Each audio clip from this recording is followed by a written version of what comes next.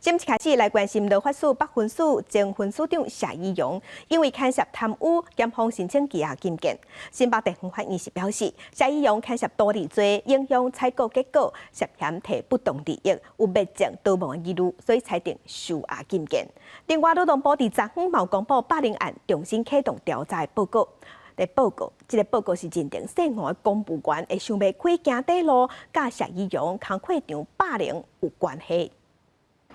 劳动部劳法署爆发涉案公务人员行底路案件，劳动部长洪胜汉说明，佮重新调查结果，确认前分署长谢依荣长期用高压威胁部属领导，和同事伫连续高压无友善侵害工作环境，确认行底路甲工作组部有关系，认定这就是霸凌。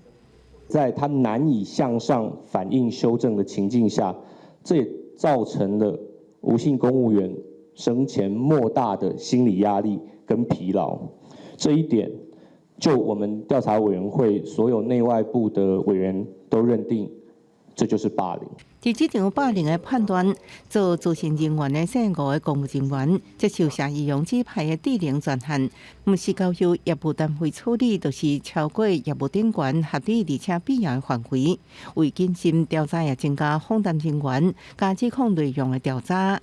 从楼梯这样跑，然后跑到他的办公室这样子哦。那所以其实整个过程都会经过大家所有的工作人的工作区域这样子。讲到这件事情的时候，其实也有非常多人认为，其实那个环境是非常不安全的。洪胜汉认为，规个案件互北分署长期伫个系统性的失灵，都来将负责的中级主管调职，也建议中央将人事主管调职搁改善申诉的机制。另外，谢依荣是毋是牵涉贪渎的部分，新北地院11下晡开羁押庭，认定谢依荣犯罪嫌疑重大，而且有逃亡、交传共犯证人的记录，裁定羁押，禁止接见通讯。还有涉案被告等12人，分别是代表3班到18班教保。记者综合报道。